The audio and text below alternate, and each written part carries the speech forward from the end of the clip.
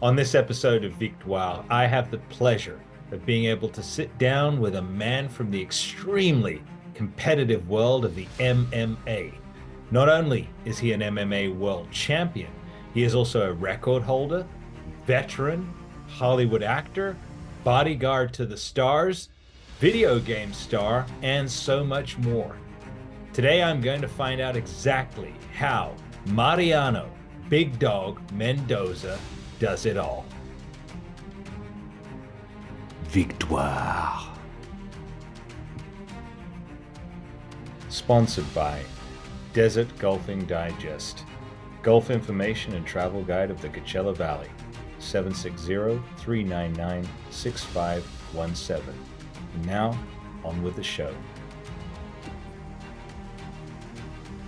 Okay, welcome everybody to another episode of Victoire. Today, I have the distinguished pleasure of being able to sit here with Mariano Mendoza, the big dog, MMA world champion, strongman, bodyguard, actor, you name it, this man has done it. And he's done it and he's accomplished it. Mariano, thank you for taking the time to be here today with us. Thank you, brother. I'm sorry, I forgot. I didn't get your name again. Amir. Amir. Yeah, it's ADHD. I'm sorry, Amir. Yeah, it happens. Thank you, brother. It's a pleasure. I'm so blessed. I love being on podcasts, especially podcasts like yours that are inspiring, motivating. I know you interview a lot of athletes and, all kinds of people. Yeah, absolutely. You know, the basis of this show, Victoire, is victories. Those that have accomplished victories in their lives. Now, you, sir, have accomplished a great many victories. So I think the best place to start, as always, Mariano, is right back at the beginning. So I want to really know what inspired you as a young boy. You know, what was your upbringing, your family life? What were you thinking about? What were you dreaming about? Tell us a little bit about that to begin with. Well, I'll tell you this. I wasn't doing much dreaming. Okay. I had a rough childhood. I had a very abusive childhood. My stepfather was an alcoholic. I would say since the age of 8 or even like younger, my parents moved from city to city. My stepfather was not a good man. He abused me mentally, physically. And I ended up in foster homes by the age of 9 or 10. And I was in foster homes till high school. Okay. And then right after high school, I joined the military. So it was a rough childhood. I probably lived in over 15 cities by the time I was, 12 years old. Gosh, wow. So you got to experience. Do you have any positive takeaways from that? Obviously, it was very traumatic, but do you have any positive takeaways now that time has passed? Positive takeaways, many. I forgave my stepfather. He passed about 15 years ago. I forgave him. My mom, she was not the best mom. I forgave her. We got the best relationship ever. Excellent. I have a daughter with my first wife, which was amazing. And you know what? Over the years, I was involved in all kinds of stuff in high school. I was in the track team. I was in all these clubs, the Metro Club. I was in an ROTC, of course, which is like a mini military boot camp in high school. Okay. And yeah, and it all came. I met this amazing friend, Fernando, who led me to the Lord. He was a Christian. He used to work out with weights. Okay. And that's how I got into the whole weight training, because of him. I was a scrawny kid, started hitting the weights like 18, 19 years old. I started competing in bodybuilding and powerlifting, and I became pretty prominent. Let's just say I had at one time over 100 trophies from competition, from fighting, from weightlifting, from bodybuilding. I competed in bodybuilding and weightlifting for about 11 years. Okay. and I trained with some of the most famous, best bodybuilders in the world at one time. Mhm. And that was my way of escaping my bad childhood, was working out in the gym. Yeah, I always tell people it saved my life. yeah. And was that in California predominantly where you were competing? Yeah, I grew up in California, obviously, LA General Hospital, a real famous hospital in LA. It's a really famous hospital, actually. It's super big. Now it's LAUSC. I was born there in 67. And yeah, it all started, the ball started rolling right after the military, which was right after high school. I was working out with weights. I was taking up martial arts. I started learning Kung Fu Sansu, which is one of the type of Kung Fu martial arts, Muay Thai, kickboxing. I trained with some of the best trainers in the world, some of the most famous boxing, kickboxing, MMA gyms in the world. And one thing led to another. Mhm. Yeah, and you mentioned that you were led to the Lord at a young age. So this was something that was with you as you were accomplishing all these feats. Um, I mean, it's obviously to say that God's hand was with you is an understatement because you were able to do all these wonderful things, and and obviously physically, one of the things is you were a substantial weight, but you were able to move, you were able to fight. Was your physicality, because you mentioned you were very small to begin with, you were skinnier. What did it come naturally once you started lifting weights? So genetically, you were just prone to being able to pack on all that mass because you were pretty thick there, you know? Yeah, I would say two two big three big body parts that I thought with, and that was shoulders. I had big shoulders. I had a big chest, big back, and I had good legs. And so, like I said, with the bodybuilding type body, and then all of a sudden with that body, I started fighting, and a lot of people saw, wow, look at this guy. He's 260 pounds, solid muscle, and he's kicking like Van Damme. Yeah, And another nickname that was given to me when I started martial arts was the Mexican Van Damme. right. So that was kind of cool because I was able to do the splits. I was able to kick over 7 feet high, Yeah. or 6.5 feet high, something like that. So they're like, wow, who is this guy? You know what I mean? And most Mexicans were not built like I was. Right. Right. So yeah, that it stuck with me. Started competing like in my 20s, and I was training at Gold's Gym, the Mecca of bodybuilding. I Yeah. trained at LA Boxing. It was the most famous boxing gym in the world, LA Boxing, down in Figueroa in downtown LA. Many boxing legends trained there. Yeah. Yeah. So prior to that, though, you were engaged in bodybuilding. So this would have been, you mentioned you were born in 67, so 1920. So you would have been bodybuilding in the late 80s. Is that correct? Around about the late 80s? Yeah, Late 80s. late 80s, 90s. Yes. So were you interested in, because obviously the guys that were around then were Flex Wheeler, Kevin Levrone, those kinds of guys. So I'm sure you encountered them in Gold's Gym. Were you interested in getting at that competitive level, or so obviously you changed course, you went into fighting, but was that an interest to you at any point, the Mr. Olympia? You know what? It was not. I competed just as an amateur.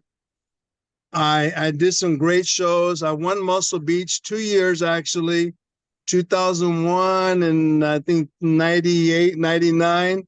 So I won Muscle Beach Venice as a heavyweight.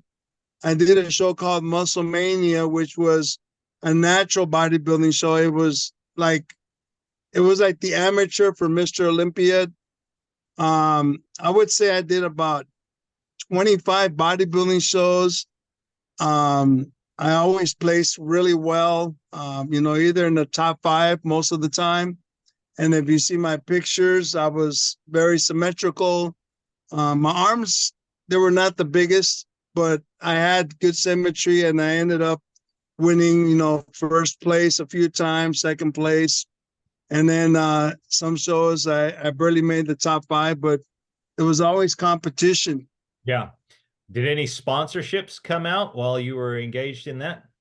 You know what? I had some small ones, nothing big, but I got more opportunities when I was a fighter more than anything because I fought with the creators that invented the UFC, which was Federico Lapanda and Art Davie.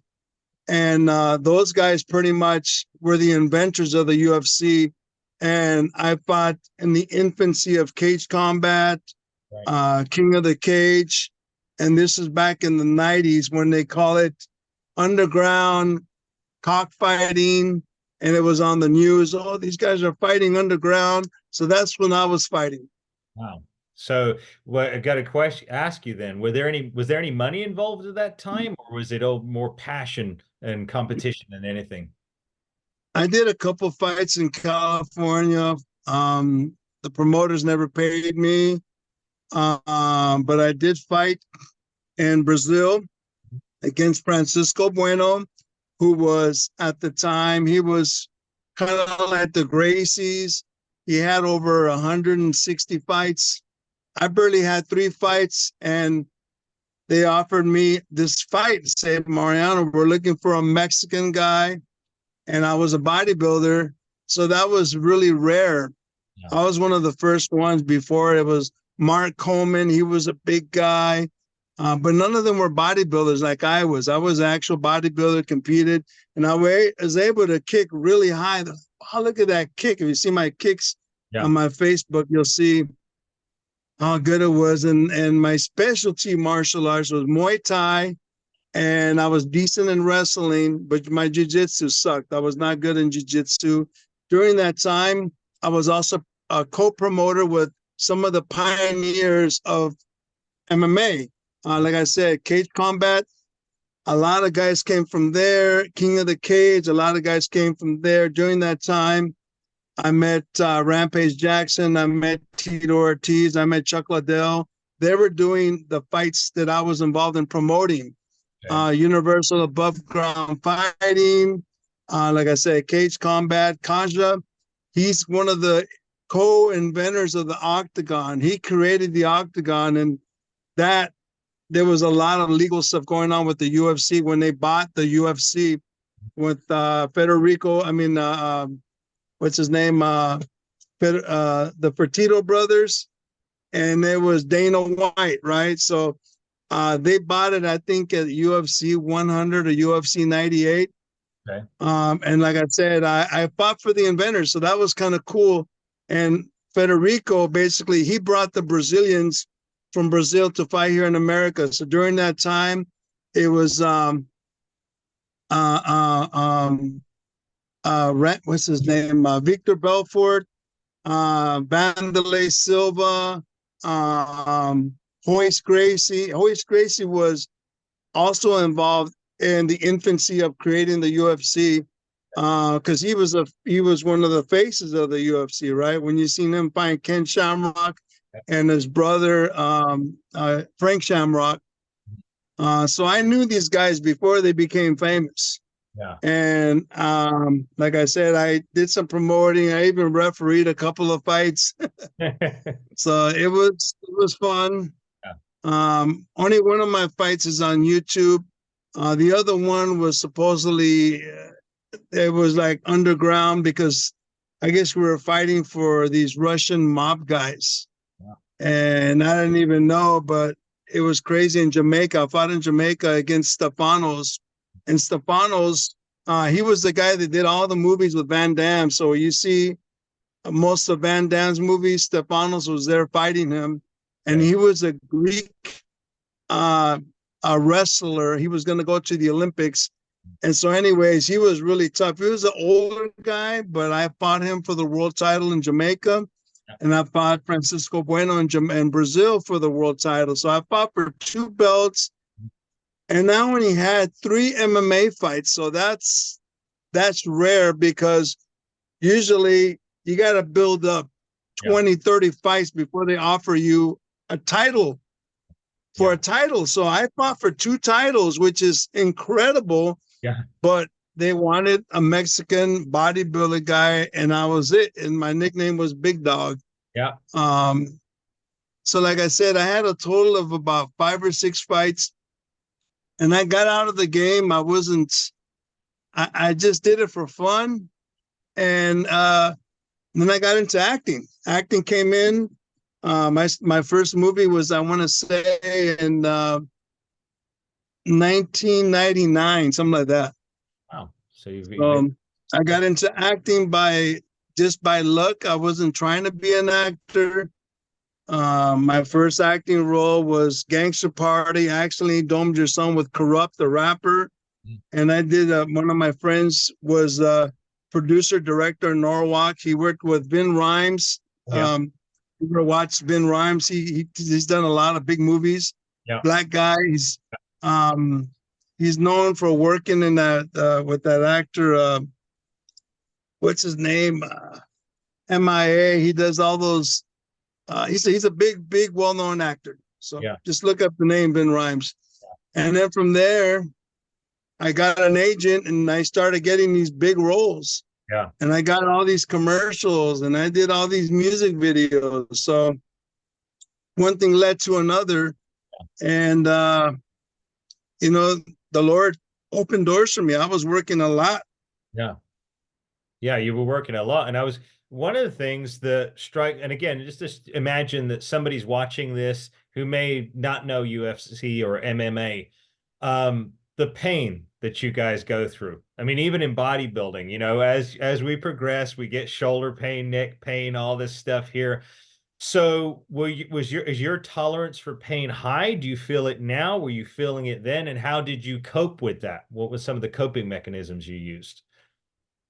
To be honest, I didn't have a lot of pain, but I was just naturally strong. Like I said, my average workout weight when I was bench pressing was 315. And then I did the Muscle Beach Strongman competition. I won that. And that competition, my winning bench press was 515 pounds. So that's my all-time high. And then we had the dumbbell farmer's walk where you're holding this 150-pound dumbbells. You walk in a circle as much as you can within a certain amount of time. There was a strict curl, which I'm the world record holder for the strict curl. Actually, CT Fletcher is number 1. I'm number 2 at 210 pounds. So I have the world record in the strict curl. I competed in Muscle Beach Strongman. And 5 years of the strict curl, and I had 2 world records. So that was fun. That was pretty cool. Yeah. What year was that? What years were that? I want to say in the 90s. Okay. Like beginning 90s, mid 90s. That's when I was at my best. That's when I was Big Dog. Yeah. But like I said, in regards during that time of competition, bodybuilding and everything, I just built up. I did 3 years training heavy, and then I started using the juice, which a lot of bodybuilders, in order to compete, you need to be using some form of steroids. Yeah. And so obviously I was using and I was selling, and I was making some good money, and then I got busted. Well, you're here to tell the story, and you're free today. Yeah. But question about that, Mariano, because we hear a lot, and that if you take steroids and you come off of them incorrectly, it can affect your testosterone later in life. So now, as you sit before us today, do you do TRT? Are your levels good? Do you still feel good? I mean, did it affect you in any way? It's funny you say that, because after almost dying from COVID 2 years ago, my whole body was reset. I lost a lot of muscle. I'm not even near where I was before I got COVID. And yeah, I did cycles, and I actually made cycles for a lot of the bodybuilders back in the 80s and 90s, and I was really good at it. I Yeah. worked with a trainer called Charles Glass. Okay. Oh yeah, I've heard of And so I worked, Charles Glass has trained probably more Mr. Olympias than any other personal trainer in the world. And he's worked with people during that time who I worked with, Flex Wheeler, Chris Cormier, Dexter Jackson. Um, who else was during that time? what's it? Paul Delet? Gunter, Paul Deleg, Gunter. There was a guy named Gunter from Germany who was really big. Um, Sean Ray? Sean Ray was there. Yep, Sean Ray. He'd come there. Who else? Lee Priest? Oh, I did a commercial with Lee Priest. Oh, you did? Yeah, we did. Actually, you can see it on my Facebook. It was for something Muscle Away or something. And I was doing dumbbells, and me and Lee Priest did that commercial together. So that was kind of cool. Yeah. And like I said, this was. Do you still keep in contact with Lee? Do you still keep in contact with him? I do not. The only person I talked to on and off was Flex Wheeler. Okay. I worked with Charles Glass for about 3 years, and I was basically I got him and Chris Cormier and Flex and a couple other bodybuilders. I got him guest posing work in Mexico.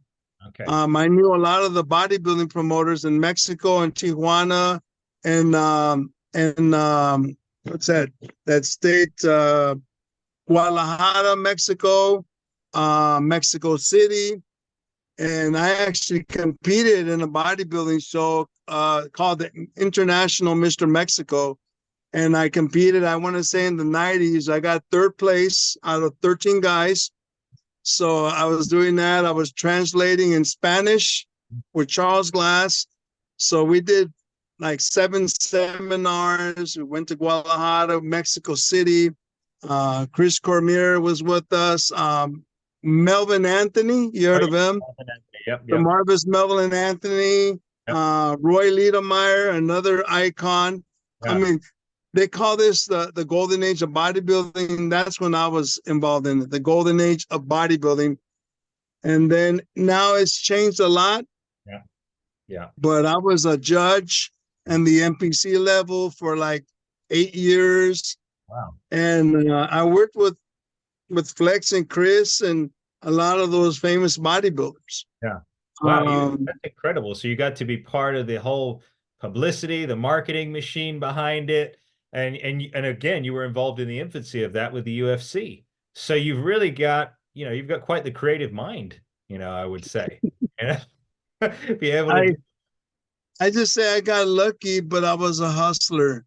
And I used my skills that I have to just hustle and promote. And I was good at promoting. You know what I mean? I was always good at promoting, especially when someone has a name.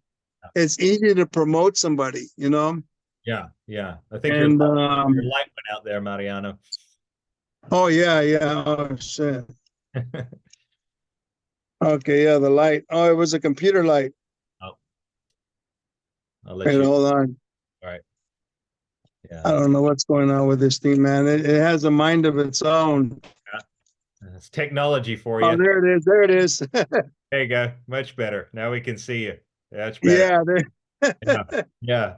Wow. So also tell the audience a little bit about that, because obviously, things have changed since the 90s. I grew up reading Flex magazine in the 90s. I wanted to be a pro wrestler, so it was all part in the same thing. But how has it changed now that we've kind of shone this light on what really happens behind the scenes? In terms of what they have to take in order to get to that level. I mean, share with us a little bit. I mean, was it a lot of stuff, or did they just, how did they get to build those massive physiques? Well, I'll tell you this, back in the days, they used a large amount of steroids, different ones from D-Bol, Anavar, Sestanon 250, Deca. it was a combination. It was strong. It was large dosages. Yeah. And even me, like there was weeks where I would use 2,000 milligrams of a mixture of stuff. So you wanted to be bigger, you had to use more. If you was a bodybuilder, his name is Rich Piana. He just died Yes. a couple years ago. Yeah. So I knew Rich Piana before he got his tattoos all over his body. Yeah. And we did a TV show called Malcolm in the Middle with all these bodybuilders. And Rich was like, I use everything. You got to use the right stuff and this and that. And then back then, the stuff was good. Now the stuff they have now, it's all GMO'd. Yeah. It's not that good. So you have to be careful on what you're taking because there was fake stuff out there. Yeah. And there was stuff that can kill you. And they had this stuff called synthol. Oh, yeah. I don't know if you know what that is, but it's an oil called pump and pose. People, they would inject it in their arms or their shoulders to make them bigger. Yeah. But I call that fake muscle. And you see some of these guys on TikTok or YouTube, and they got these funny arms that look like clowns, and these shoulders that look like fake muscles, right? Yeah. Because it's all filled with oil. Yeah. And I use a little synthol, but I don't use too much because I don't want my arms to look funny. Yeah. So nowadays things have changed. The bodybuilders use less, and they use other stuff now. Yeah, because obviously we hear about growth hormone being prevalent now. People use a lot of that. Yeah. But I think a lot of growth. But I think it's safe to say, you know, in your era, like it was the golden era. It was the golden era for a great many things, I think. Even for pro wrestling, it was the golden era back then. These days, it seems like everything's trying to be fast, quick. It doesn't seem to be the personalities aren't there anymore. When you were talking about all those guys and yourself, you were characters, personalities. You knew how to market without even being taught how to do it. And I think that's what's lacking today. They don't know how to market themselves. They're just the same as everybody else. But I wanted to segue because obviously you've done a great many other things too. One of the things that you've done is bodyguarding. And you've done that for a couple of celebrities, right? Jennifer Lopez. Who was the other one? Angelina Jolie. So tell us, how did that come about? Honestly, I was working at some of the most prestigious nightclubs, the Highlands, what's that called? The Roxbury, Princess Nightclub, Glam Slam.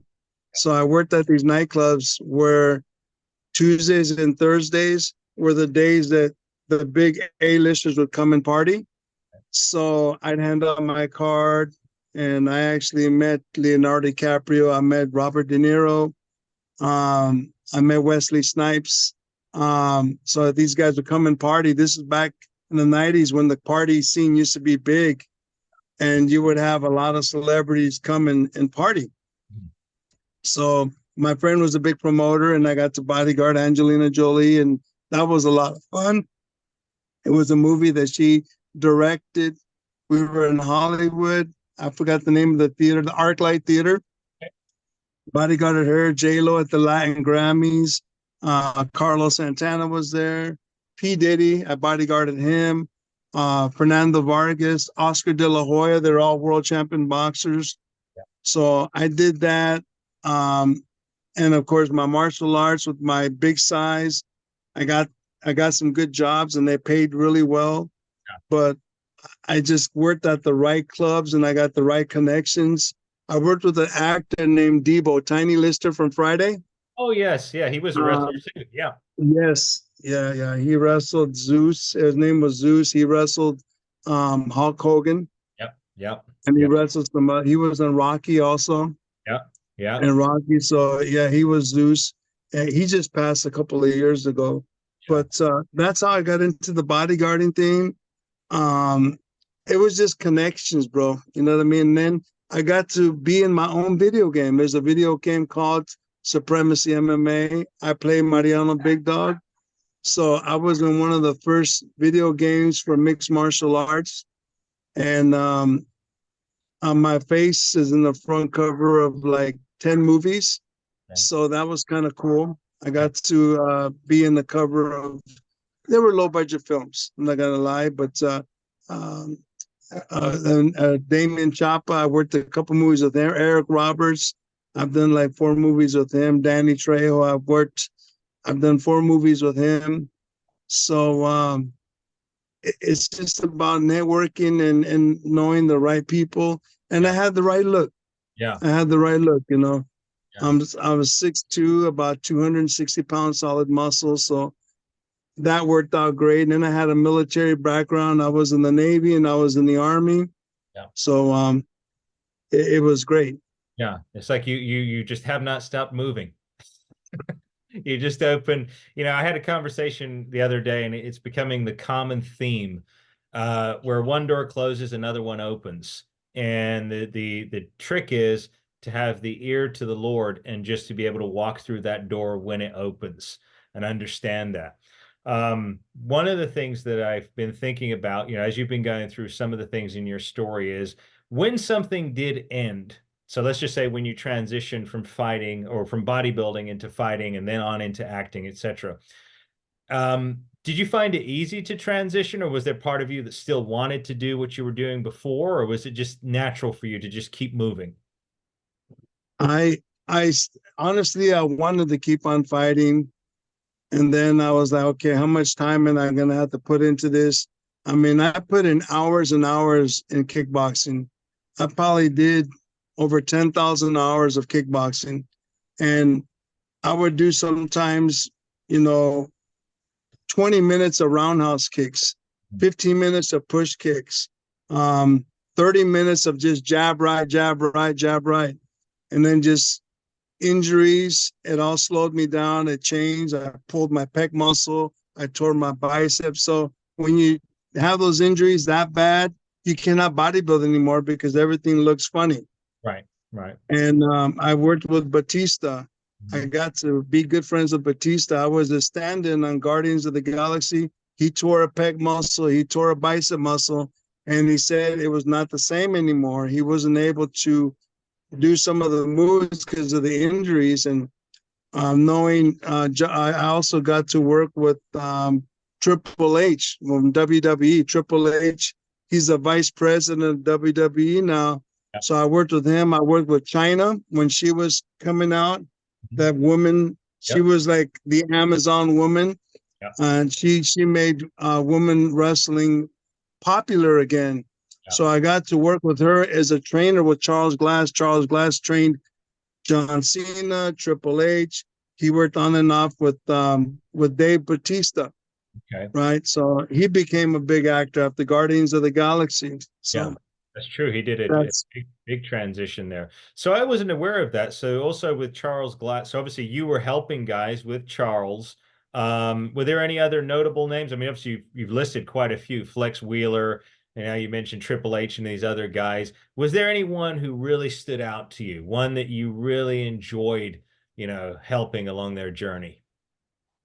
Charles trained the guy from Michael Clark Duncan from the Green Mile. Yeah. So I got to meet him, and I was hanging out with him on WrestleMania. We were sitting next to each other, and he had given me some compliments. But him and Wesley Snipes, Charles trained Wesley Snipes for Blade 2. So I got to work with Wesley Snipes. And that movie did well. Everybody knows Blade, and so, and then Charles also trained O.J. Simpson. So I got to meet O.J. during that crazy time when he got in trouble. Yeah. Gosh. So that was interesting to meet him. And I just met him one time, but Charles was his trainer. And then I got to work with Magic Johnson. Charles trained Magic Johnson when he was playing for the Lakers. So I got to meet him, and he went to the Mr. Olympiad. I used to go to the Mr. Olympiad like every year. I went for like 7 years in a row, and then I just got tired of it. I got burned out. I wasn't into bodybuilding no more. I enjoyed fighting more. I enjoyed seeing the UFC fights, and now I'm a big fan of bare knuckle fighting, because some of the old fighters are fighting bare knuckle fighting because it's a different type of fighting. Yeah. So do you think that's going to be the next thing that's going to explode? Because obviously, in the last 5 years, we've seen an explosion in, the MMA and all of this. And now, obviously, as you know, TKO have bought the WWE. So now they're the two big powerhouses. And I think it's, arguably, it's one of the biggest entertainment exports in the world right now. I'd say it's even on par, if not overtaking Hollywood at this point. What are your opinions of that? What do you think? Oh man, just the numbers. The quality of fights are better. The quality of fighters are better. And then now, of course, they're doing what I call celebrity fights, right? Jake Paul and Mike Tyson. Yeah. And in my opinion, those fights are like, they're just money fights. I wouldn't take any of them seriously. I don't think Jake Paul is going to be like a world champion boxer, but he's super famous. He has millions of followers, and that's what brings in the money. Yeah. Yeah. You know what I mean? Remember there was Yokozuna from Japan who fought Muhammad Ali. That was a celebrity fight. Yeah. So Muhammad Ali did that. He was one of the first ones to do celebrity fighting with a wrestler from Japan. And so now that bandwagon is coming back, and then you're seeing all these celebrities, people that are super viral on social media. Now they're fighting people, but the people they fight, they're kind of like beyond their peak. Yeah. They're not that good anymore. But people want to see Mike Tyson because he's Iron Mike. Well, people want to see, they want to see these legends still, even in their 60s. Yeah. And to me, it's entertainment. Yeah. And it's gonna be fun, and it'd be nice to see Mike Tyson knock out Jake Paul. Well, I'm pretty sure he's going to knock him out. I don't know if Jake Paul knows what he's gotten into, but he's going to find out. So, and the thing is, you don't know how that fight can go. It can go like kind of fun, and it can just end up really quick. Yeah. Do you think? I know, Don. What? Don't. I'm almost done. My wife's over here trying to get me to, finish this. So I just, yeah. So that's fine. So we can start wrapping it up. She's getting on my case. All right, brother. Okay. So, to close then, obviously you've talked about your faith in the Lord. Now we know that you had COVID. Let's touch briefly on that. You had COVID. Can you tell us what happened? I had went to get tested. I wasn't feeling good, and I tested positive. I was afraid, and all they told me was go in quarantine for 14 days. And this was the Omicron, the one that was really contagious, right? So I did not know what was happening. I got, what do they call the ivermectin, and I got all that other stuff that they had. They didn't really have any treatment for it. And next thing I know, I'm having a hard time breathing. And I'm talking a hard time. I thought I was going to pass out and die. I drove myself to the ER. And to make a long story short, within 2 weeks, I ended up in a coma. I ended up on a ventilator. I was in a coma for 6 months. And no, I'm sorry, 3 months. And I was in the hospital for 7 months. So I had a 5% chance to live. The doctors told my wife. She got really, I thought I was in a dream during this whole time. I never seen any lights, or I never seen anything that looked like heaven. But I was at some kind of peace. And in my mind, I say, Lord, if it's time for you to take me home, I'm okay. I've had a good life. I have done so many things. I thank you for everything you've done. And I went down to 140 pounds, which was super, like, I look like The Walking Dead. If you see pictures of me on Facebook, my legs were like sticks. Everything was sucked up. And by the grace of God, I made it out alive. I'm still fighting with long-term COVID. I still have side effects, and I'm probably going to have it for the rest of my life because there's a lot. I belong to a couple of groups on Facebook called Long COVID Survivors, and it's so bad that I can't go back to a regular job. I'm kind of like a disabled veteran in a way too, so I got some income from that, but it's been hard. I'm at the gym.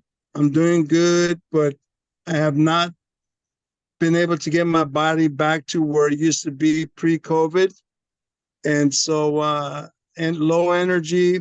And like I said, it's just hard to put on that muscle, especially at my age. I'm 55 years old, so I'm not young anymore. But I'm improving. I'm getting better. And my documentary, it's on. You can see it. It's on. Go to Facebook. It's called Fight for Life, and I think it's going to be on Tubi. And we won awards. Military Hills Film Festival, Denver, many others. So it's winning awards. I think because people love the story, and it's a show. To me, it's like the Lord still performs miracles, and people don't believe in miracles. I'm definitely a walking miracle, because 5% chance is nothing. Right. Most people that go through what I went through die. They die. Yeah. Could you repeat the title again? Because your sound went out a little bit when you were telling us the title. It's called The Fight for Life. Okay. The Fight for Life. Okay. And just Google it, and as soon as you see my picture, and you see the trailer, it shows me with the movies, it shows me fighting, and it shows me in the hospital, it shows me Burley walking, it shows me Burley talking. It was a very scary moment. To this day, I still get nightmares. I still get flashbacks and all these things. And even though it's been 2 years, it's still right. It's like it happened yesterday. Yeah. Well, the Lord. And it was very scary because, you couldn't, I was trying to talk. Nothing was coming out because look, there's my trach. Okay. So you can see that. That's my battle wound. And then I got chest tubes on each side, one on each side. And then everything that could go wrong went wrong. I haven't met anybody that's been through what I've been through and survived. Like I said, most people do not make it. Mm-hmm. Yeah. And it's through the Lord's grace and mercy that I'm here. But there's a purpose and a plan for my life, and it's bigger than me. It's bigger than all my accomplishments. It's bigger than anything. And it's, I like to go and talk to people in the hospital and just encourage them and pray for them. Say, hey, man, you guys don't give up. They were telling my wife I was not going to make it. 2 days said, your husband's not going to make it. He's not going to make it. And I made it. Yeah. And the doctor said, because you worked out, because you were healthy, because you were young, they. Oh, your mic's muted, Mariano. Facebook. Oh, sorry. Man. Now your camera went off.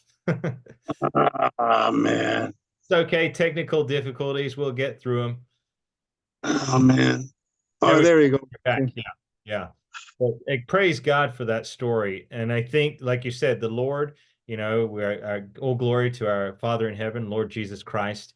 He's given you that. He's given you that opportunity now. You've gained so much information. You've been a fighter, you've been an actor, you've been a bodybuilder, you've been all around the world, you've been with these big names, these big celebrities, you've fought this disease, this illness that you got, and now you're still here.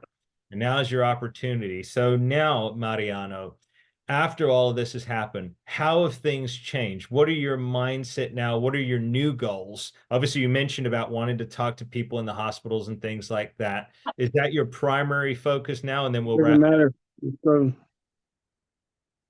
you know what? Ever since, sorry for the disruption, I got a full family here. That's okay. That's okay. We'll wrap it. It's just, my goals have changed. My priorities have changed. Number one, be a husband, be a father. do God's will. When you face death and you see death, you change your priorities. I've done like 4 movies since I've been out, so I'm happy to be doing that. I'm still getting auditions. I haven't done anything big yet, but the priorities obviously change. My health is the priority. So every time I go to the gym and I work out and I feel good, that's a good day. Yeah. When I wake up in the morning and I can breathe good, and I have good energy, that's a good day.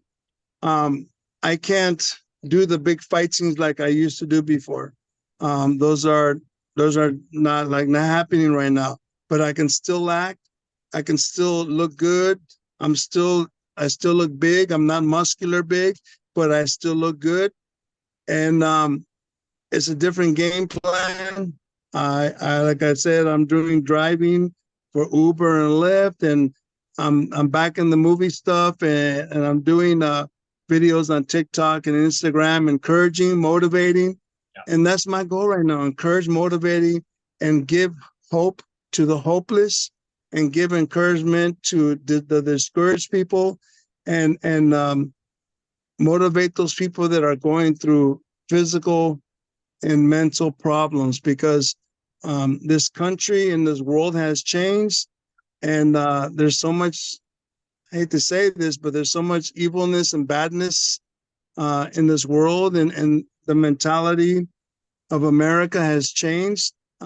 Being a veteran, serving in 2 branches of the military, I'm a very patriotic person, and I'm gonna fight for the truth, and I want to be a good Christian, and I'm learning how to not fight with people. You know what I mean?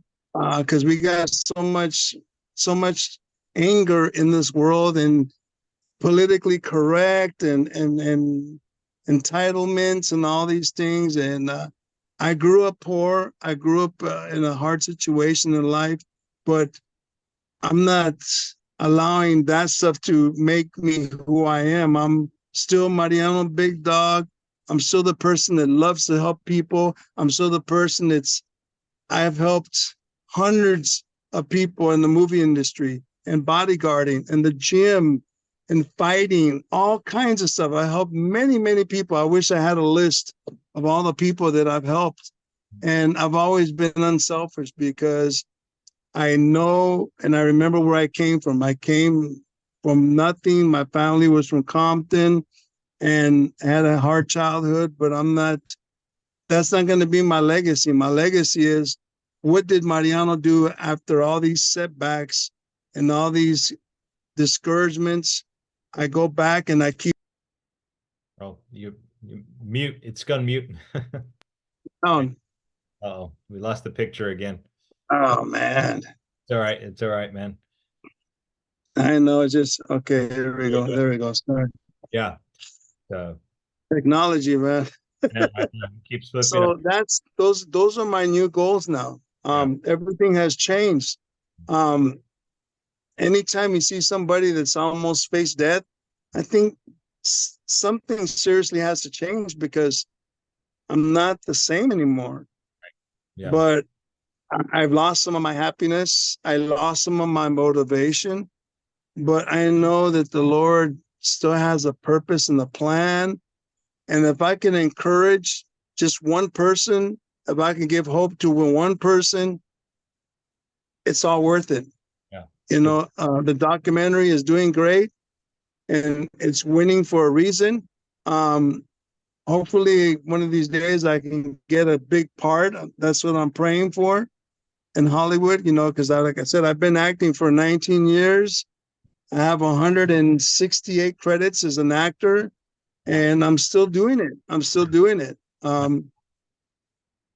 Very fortunate. And again, you are inspiring, you are encouraging. I hope that this video will reach the right person. Well, it will. We know, we're believers. We love God. We love the Lord. So I know it'll reach somebody who needs to hear it.